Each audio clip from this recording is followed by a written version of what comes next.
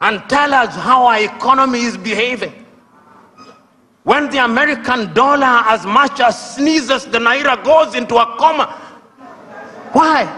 63 years after independence in Nigeria, 66 in Ghana, 61 in Kenya and many other countries, we still believe that somebody else's currency is what must define us.